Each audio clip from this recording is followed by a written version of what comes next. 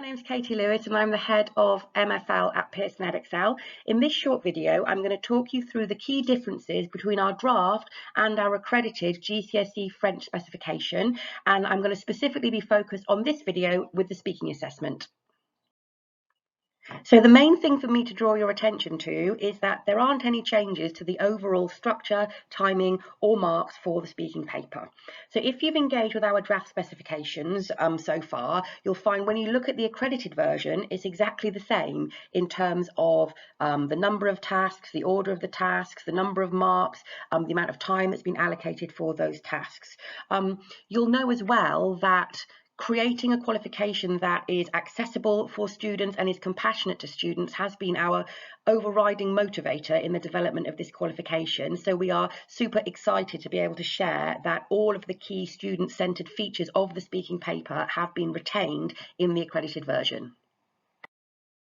It's really important that students feel well prepared for the speaking exam, and so we are very pleased to confirm that there aren't any changes to the speaking preparation time between our draft and our accredited specifications. So students get 15 minutes of preparation time in total, 14 minutes in the shared preparation space, 1 final minute in the exam room where they can practice the read aloud task out loud. They can also annotate the read aloud stimulus card. Students in the research that we carried out told us overwhelmingly that being able to practice that task out loud first would definitely increase their confidence when it went into doing it in the assessment.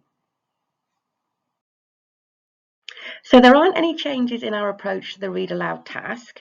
It's still the first task. It still requires students to read a short passage and then answer 2 straightforward questions based on that passage. So they aren't comprehension questions, but they're just based on the general topic of the passage.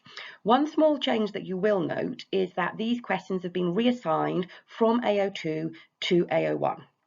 It doesn't actually make any difference in the administration or the student experience of those questions. A change that we have made to the administration of the task is that after the students have finished reading the passage, they hand the task back over to you. So that change is in response to centre feedback from our launch events and off-call feedback asking us, what if the student lifts their answer from the passage? So to prevent that from happening and to prevent the student from doing unhelpful things like looking for the answer in the passage when all we want to hear is their opinion, for example, we're having them hand that task in to you. Now, if a student happens to use language from the passage in answering the question, of course, they're not going to be penalised for that. It could just be that the natural response that they give happens to align with some of the wording that was in the passage. And of course, we would not hold that against them. So there aren't any changes in our approach to the mark scheme for the read aloud task. It's still a holistic mark scheme and it's still a compassionate and supportive mark scheme that doesn't ask for perfection or expect perfection from the students, even at the top band. You might find that there are some slight changes in the wording between the draft and the accredited versions of the mark scheme, and that's really just for additional clarity and to ensure consistency of the mark scheme application. So there haven't been any changes in our approach to the role play. To help students feel well prepared and to help them feel in control, you've still got that finite list of transactional settings that will be known in advance, and you've got that finite list of interactions that the students are going to have in those settings. There isn't any requirement to use the formal register. There wasn't in the draft specification and there isn't in the accredited version. But what this list also means is that you can introduce those settings in the classroom as a way of bringing in some target language culture, making sure that all students have got experience of those settings, even if they haven't actually visited them in real life. So there are no changes in our approach to the overall structure of the picture description and conversation, but there are a few key differences that I want to make sure to draw your attention to. So that students can feel prepared and confident going into the speaking exam, they will still get a choice of thematic context for the picture task and conversation 2 weeks in advance of the speaking window. However, we have amended that from a totally free choice of 1 thematic context from 6 to a managed choice of 1 from 2.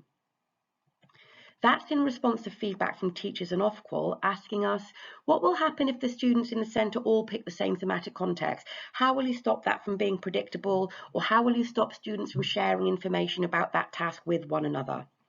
So we were really clear that we wanted to retain the aspect of students having a choice so that they can be prepared, so that they can feel confident. So we're very pleased to be able to retain that feature by making this adaptation. You'll also see that there are now 2 straightforward compulsory questions which have been added following the picture task. Much like the read aloud questions, those are simple questions asking for an opinion, for example, and they're based on the topic of the picture. For the foundation tier, those are both in the present tense. For the higher tier, one is in the present tense, one is in the past tense, and the total number of marks for those 2 questions is just 4 marks. So just carrying on with the picture task, students still pick one colour picture from a choice of 2, and they get clear instructions of what to cover in their description. One change is that we've reallocated 4 of the marks for that description from AO1 to AO2, but again, it doesn't make any material impact on the task itself. One change that you will note is that we've added more picture cards. So there are now 3 picture cards per thematic context instead of just 1. That's been done to increase the unpredictability. So students will be allocated one of the 3 possible cards for their chosen thematic context. What that means is that students who have chosen the same thematic context don't necessarily all get the same picture card, and again, it's about increasing that level of unpredictability. So the conversation which follows on from the description is still rooted in the thematic context that the student has selected 2 weeks in advance, but to make sure that it's not overly predictable, we've amended it slightly so that there is a starting topic for that conversation is prescribed on the teacher examiner card. A question to kick off the conversation on that topic is also provided, but this is a suggested question, and you can tailor the language of that question to match with the language level of the student who is in front of you. So that compulsory starting topic is one which will be familiar from the thematic context that the student has selected, and you will then go on to develop the conversation from that point based on what the student says, based on their particular interest, their knowledge and their experience. Another change that we've made is we've amended by adding some helpful guidance to the student card to steer them towards the requirements of the mark scheme. So they're reminded that in the conversation they should try and cover the past, present and the future tenses, and that they should ensure that their responses are as full as possible.